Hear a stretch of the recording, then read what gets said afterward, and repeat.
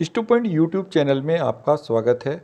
आज मैं आपको गढ़खादर मेले में भरने वाले मेले के बारे में कुछ जानकारी दूंगा। गढ़खादर मेले की शुरुआत गढ़ चोपले से होती है। यहाँ से आप बाइक, ट्रैक्टर, ट्रॉली, ऑटो, भैंसा बुग्गी की सहायता से अपनी यात्रा शुरू करते हैं। यात्रा में आप देखेंगे कि किस तरह से मोड़ हैं, किस तरह से श्रद्धालु अपनी यात्रा को कर रहे हैं। कोई पैदल, कोई वाहन से यात्रा कर रहे हैं। यात्रा में आप देखेंगे कि हर श्रद्धालु कितनी तेजी में है। यात्रा में जाते हुए मार्ग में बहुत ही आपको चीज़ें दिखेंगी। आज मैं आपको गढ़खादर मेले का पौराणिक महत्व के बारे में जानकारी दूंगा। तो इसके बारे में संक्षेप में आपको बता देता हूं कि गढ़मुक्तेश्वर एक तीर्थ स्थल के रूप में जाना जाता है। गढ़मुक्तेश्वर एक प्राचीन तीर्थ स्थल है जो गंगा नदी के तट पर जनपद हापुड़ के अंतिम छोर पर स्थित है। यह लखनऊ दिल्ली राष्ट्रीय राजमार्ग 09 पर हापुड़ से मुरादाबाद की ओर 30 किलोमीटर की दूरी पर बसा है। गढ़मुक्तेश्वर का उल्लेख प्राचीन ग्रंथों में विद्यमान है। हिंदुओं का प्राचीनतम एवं प्रमुख तीर्थ स्थान है। मर्यादा पुरुषोत्तम राम श्री कृष्ण के पूर्वज महाराजा शिवी ने अपना चतुर्थ आश्रम गढ़मुक्तेश्वर में व्यतीत किया था और महाराजा शिवी ने भगवान परशुराम के द्वारा यहाँ शिव मंदिर की स्थापना कराई थी। उस समय गढ़मुक्तेश्वर खांडवी वन के नाम से जाना जाता था। शिव मंदिर की स्थापना और वल्लभ संप्रदाय का प्रमुख केंद्र होने के कारण इसका नाम शिव वल्लभपुरम पड़ा, जिसका वर्णन शिव पुराण में भी मिलता है। आगे हम इस वीडियो में बताते हैं कि गढ़मुक्तेश्वर नाम ही क्यों पड़ा इसका। भगवान विष्णु के गण जय और विजय जो नारद जी के श्राप से मृत्युलोक में आ गए थे, उन्होंने अपनी मुक्ति के लिए अनेक तीर्थ स्थलों की यात्रा की, लेकिन यहीं पर भी उन्हें शांति नहीं मिली। अंत में दोनों गणों जय और विजय शिव वल्लभपुरम तीर्थ स्थल आए और भगवान शंकर की उपासना की, जिस पर भगवान शंकर ने जय और विजय की उपासना से प्रसन्न होकर उन्हें दर्शन दिए और तब दोनों गणों का उद्धार हुआ। भगवान विष्णु के इन दोनों गणों की मुक्ति होने के कारण शिव वल्लभपुर नामक तीर्थ स्थल गढ़मुक्तेश्वर के नाम से जाने लगा, जिसका अपभ्रंश नाम अब गढ़मुक्तेश्वर है। महाभारत कालीन में भी इसका पौराणिक महत्व है। महाभारत काल में यह नगर जल मार्ग व्यापार का केंद्र था। हस्तिनापुर राज्य की राजधानी का एक हिस्सा रहा है। हस्तिनापुर से उत्तर दिशा की ओर पुष्पावती, जो आज ग्राम पूट के नाम से जाना जाता है, वह भी खांडवी वन था। उस समय पुष्पावती नाम का एक मनमोहक भव्य उद्यान था जो हस्तिनापुर राज्य के शासकों की सैरगाह थी, जिसमें घूमा करते थे। द्रौपदी अपने मन बहकाव के लिए फूलों की घाटी में प्राय घूमने आया करती थी। हस्तिनापुर से पुष्पावती के बीच 45 किलोमीटर तक खांडवी वन था। हस्तिनापुर से पुष्पावती तक जाने के लिए एक गुप्त मार्ग था, जिसके चिन्ह आज से कुछ वर्ष पहले तक मौजूद थे, जो अब समाप्त हो गए हैं। आप देख रहे हो कि चित्र के माध्यम से किस प्रकार से गंगा में स्नान हो रहा है और श्रद्धालु किस प्रकार से स्नान कर रहे हैं और गंगा का बहाव किस प्रकार से इस पावन जल में अनेक दूर दूर से लोग आते हैं और स्नान करके अपने जो दुख दूर कर लेते हैं। देखिए किस प्रकार से कितनी भीड़ है इस स्नान गृह पर। आप देख रहे होंगे कि हर कोई स्नान करने में लगा है और कितनी भीड़ है इस महान मेले में। देखिए किस प्रकार से फिरकनी घूम रही है और किस प्रकार से ये नज़ारा है। आगे मैं इसके माध्यम से आपको बताऊंगा कि गढ़ कार्तिक मेला का प्रारंभ कैसे हुआ और कब हुआ। सुनिए इसके बारे में। महाभारत काल से गढ़ कार्तिक मेले का प्रारंभ हुआ है, इसलिए गढ़खादर के रेतीली मैदान में कार्तिक मास में लगने वाले को अति प्राचीनतम मेलों में गिना जाता है। पवित्र पावन गंगा मैया के किनारे गढ़खादर मेले के रेतीली मैदान में लगने वाले इस खादर मेले का इतिहास भी लगभग 5000 वर्ष पुराना है। महाभारत काल के विनाशकारी युद्ध के बाद धर्मराज युधिष्ठिर, अर्जुन, योगीराज कृष्ण के मन में युद्ध, विभीषिका तथा नरसंहार को देखकर भारी गिलानी पैदा हो गई थी। युद्ध में मारे गए असंख्य कुटुंबियों, बंधुओं एवं निर्दोष व्यक्तियों की आत्मा की शांति किस प्रकार मिले तथा उनका मृत्यु संस्कार कैसे पूर्ण किया जाए, इस पर गंभीर चर्चा हुई। वेद उपनिषदों तथा पुराणों का अध्ययन किया गया।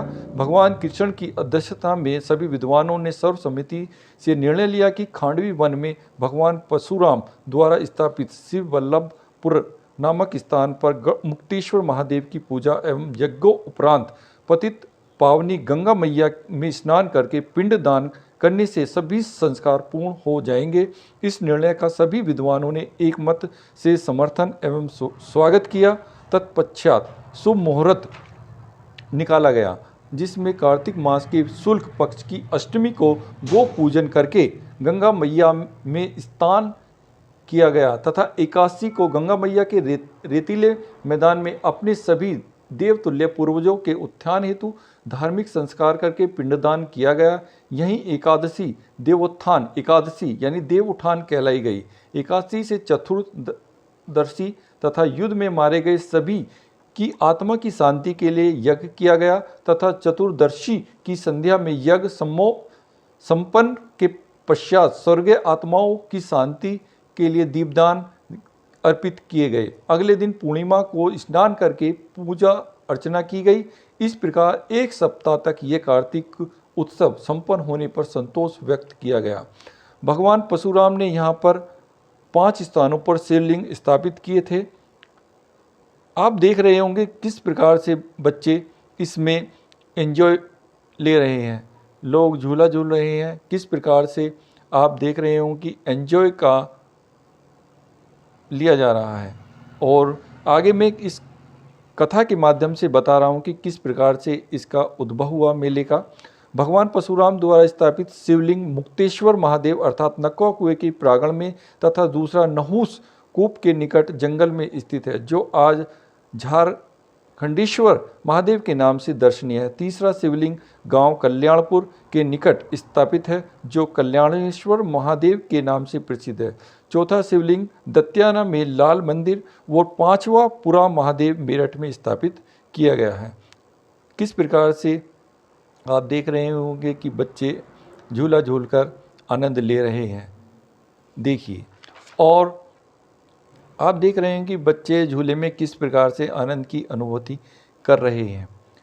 और यहाँ पर दूर दराज से सभी व्यक्ति आते हैं और अपने कष्टों को भूलकर यहाँ पर स्नान करके पवित्र हो जाते हैं।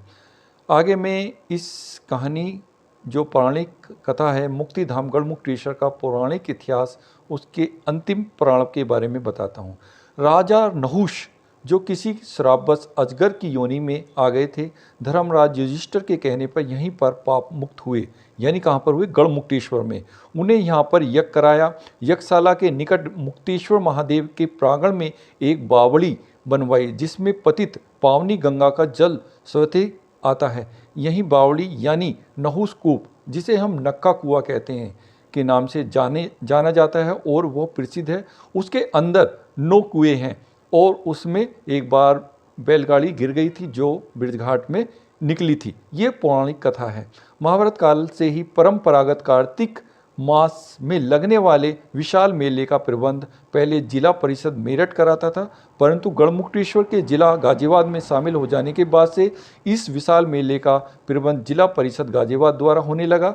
वर्तमान समय में हापुड़ जनपद का सृजन होने के बाद से ही हापुड़ जिला पंचायत द्वारा मेले का आयोजन कराया जाता है।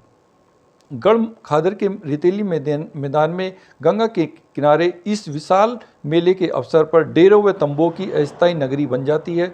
इस अवसर पर देश के कोने कोने से लाखों श्रद्धालु आते हैं और इस अस्थायी तंबुओं की नगरी में रेतीले मैदान में रात्रि को रुककर गंगा जी के पवित्र जल में स्नान करते हैं।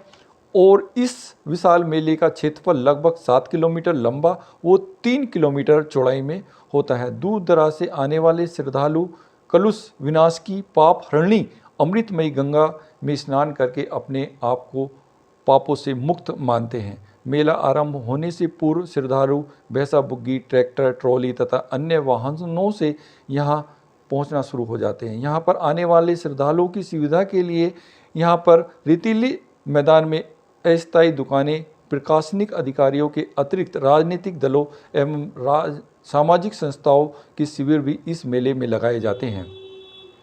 इस विशाल मेले के एक छोर पर घोड़े, गधा, खच्चर मेला लगता है, जिसमें कई कई लाख रुपए तक के घोड़े व खच्चरों की बिक्री होती है। घोड़ा, गधा, खच्चर की खरीद फरोख्त के लिए लगाए गए इस मेले को गधोड़ के नाम से भी जाना जाता है, यानी गधों का मेला लगता है। इसे बहुत ही फेमस कहा जाता है। इस मेले को अधिक प्रसिद्ध करने के लिए या दुनिया के पटल पर लाने के लिए हमारे सीएम योगी जी ने बहुत ही महत्वपूर्ण कदम उठाए। उन्होंने गढ़मुक्तेश्वर को मिनी हरिद्वार के रूप में पहचान दिलाई और वर्ष 2017 में कार्तिक पूर्णिमा गंगा स्नान मेले को राजकीय मान्यता मिलने से शासन स्तर से भी अनुदान मिलने लगा, जिसके चलते मेले की व्यवस्थाएं और भी बेहतर होने लगी। दुनिया के पटल पर अब गढ़मुक्तेश्वर गंगा मेला दिखेगा। इस बार यानी 2021 में पहली बार ब्रज की होली सांस्कृतिक कार्यक्रम का आयोजन जिला प्रशासन ने मेले को ऐतिहासिक पल बना दिया। प्रशासन ने काफ़ी अच्छी तरह की व्यवस्थाएं की, जिसके लिए मैं उनको धन्यवाद देना चाहता हूं, क्योंकि उन्होंने इतने कम समय में इतनी सुविधाएं दी कि हर एक व्यक्ति को सुविधाएं प्राप्त हुई। लेकिन देखो, हर किसी को परेशानियों का सामना तो करना पड़ता है। और मैं अब बताना चाहता हूं कि कार्तिक पूर्णिमा गंगा स्नान मेले पर गंगा के दोनों छोर यानी ब्रजघाट तथा पुष्पावती पूट में करीब 40 लाख श्रद्धालुओं ने गंगा में गोता लगाया। गंगा में गोता लगाकर पुष्प अर्जित किए। श्रद्धालुओं ने अपने वाहनों से अपने घर की वापसी की तथा दिल्ली लखनऊ हाईवे जाम हो गया। हाईवे पर 14 घंटे से अधिक वाहन चींटी की रफ्तार से रेंगने के लिए मजबूर हो गए, क्योंकि भीड़ इतनी थी कि पैदल चलने के लिए भी स्थान नहीं था। कार्तिक पूर्णिमा गंगा स्नान मेला पर्व पर लाखों श्रद्धालुओं ने गंगा स्नान किया और मां गंगा की पूजा अर्चना की, सुख शांति की कामना की। गंगा स्नान मेला में गढ़, ब्रजघाट और पूट में 30 लाख से अधिक श्रद्धालुओं ने गंगा स्नान किया। इसके अलावा गंगा के दूसरे छोर तिगरी में 15 लाख ने गंगा स्नान किया। प्रशासनिक सूत्रों के अनुसार पहले की तुलना में इस बार बहुत अधिक मेले में व्यक्ति पहुंचे। 12 दिवसीय मेले रेतीले मैदान के घाट पर पैर रखने के लिए भी जगह नहीं थी।